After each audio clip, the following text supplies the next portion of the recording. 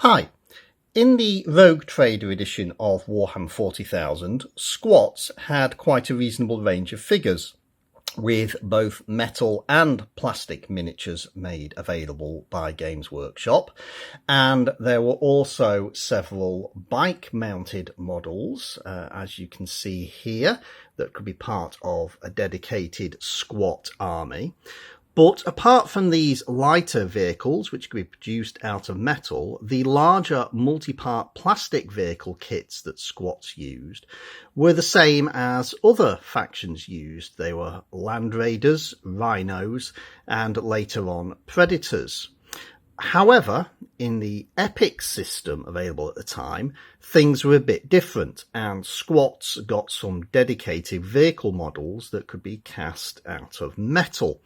And one of those is this, the Squat Gyrocopter, close air support for squat strongholds throughout the galaxy. And in this video, I'm going to take a look at scaling this epic scale gyrocopter up to Warhammer 40,000 scale.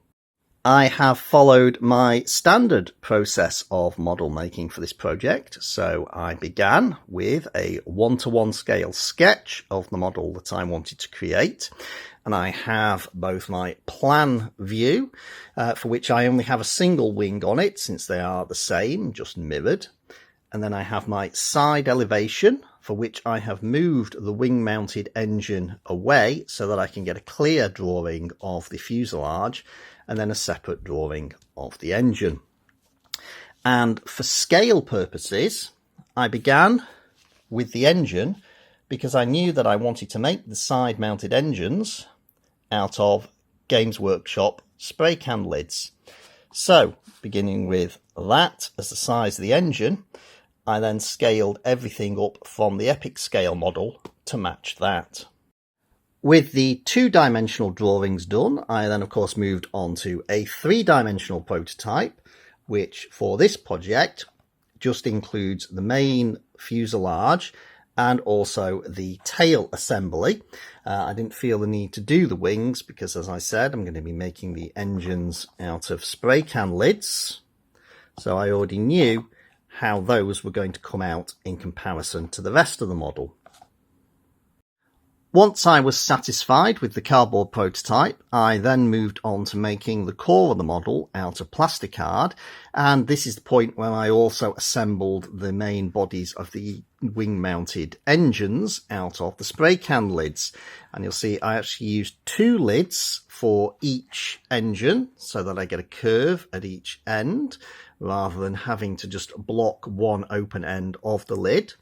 And then I have a large opening in each end, which I have filled with actually a slightly smaller lid that comes from a canister of shaving foam. So in total, I used 4 shaving foam lids and 4 spray can lids to make these two wing-mounted turbofan engines. Now, I've also already started taking some artistic license with the model, largely in the tail assembly. If I just bring in the Epic scale model, you might be able to make out that the upper surface of the unit that connects the very rear of the tail to the main fuselage has some sort of like cage-like detailing.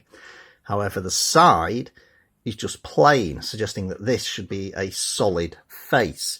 But I have opted instead to make this whole section a sort of hollow cage.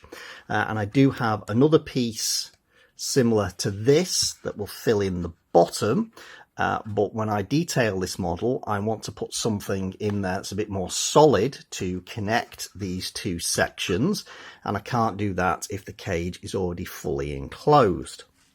Another change I've made is to the very rear of the model, where you can see here is somewhat chamfered, whereas on the Epic scale model it is just a square block, and I didn't really think that looked quite right for an aircraft, even one which operates largely off thrust vectored processes like the Squat Gyrocopter does. And the final change that I've made to the basic core Here we can see this large hole. My hope is that I will be able to construct a detailed cockpit using a couple of leftover plastic squat figures as the pilot and co-pilot. And because I want to fit both of the crewmen in, I've had to make this larger than it appeared on the sketch. Let's bring the sketch back in.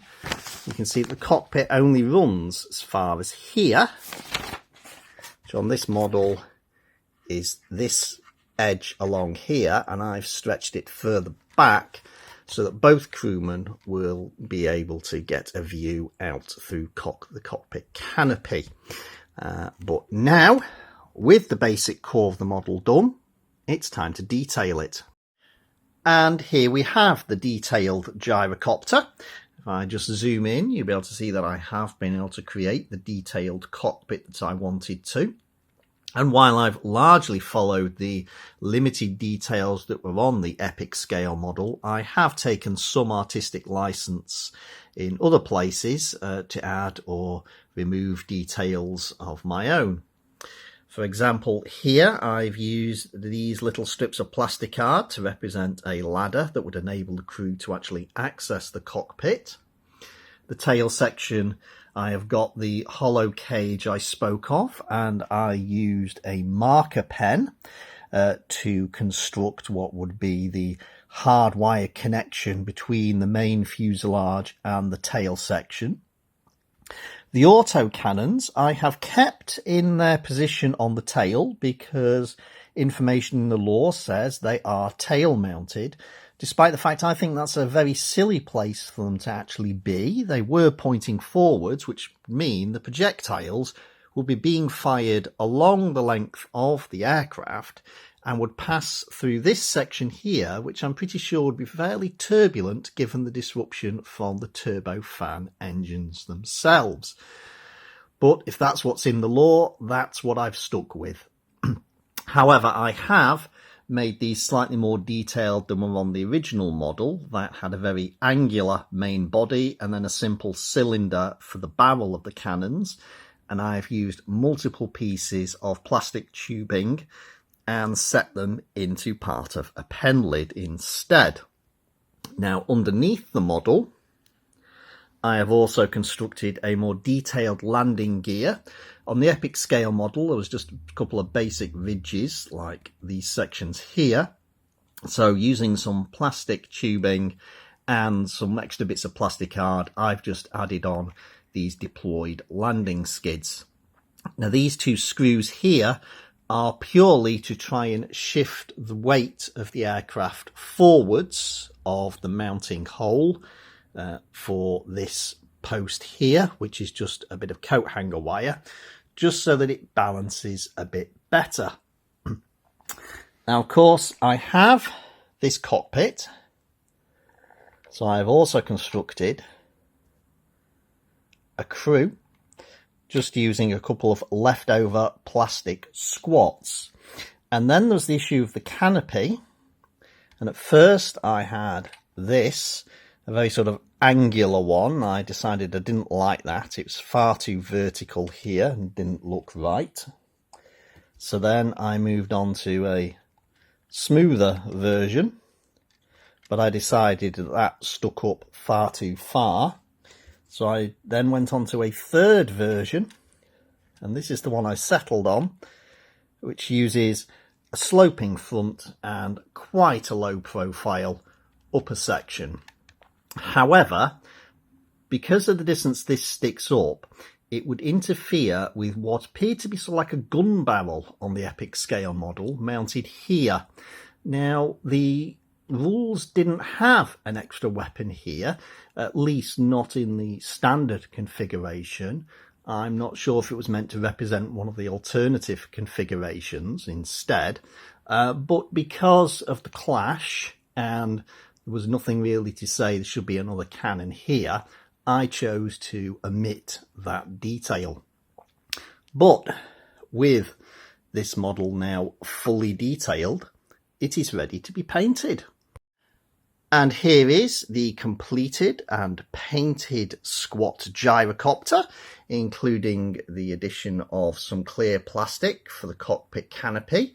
That just came from the clear plastic of an old blister pack that I still had tucked away in a drawer. And partway through painting, I realised I hadn't added any running lights to this model, so I promptly used some 1mm washers to add a running light to each wingtip and one to the tail. And as you can see, I have gone with a grey colour scheme, as I do with all of my Squat models.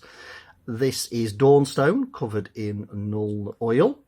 And to close with, I should just give you an idea of how this looks like compared to some of those other models by bringing in my old upscaled Squat Termite. I did a video on this many years ago. Some of you may have seen it. If not, I recommend you go and take a look. And of course, a unit of the Squats themselves. And there we have it. A Warhammer 40,000 scale Squat Gyrocopter. Compared with some other contemporary Squat units. This is how they might have looked on a Warhammer 40,000 battlefield during the Rogue Trader era. I hope you enjoyed this video. Thanks for watching. Bye.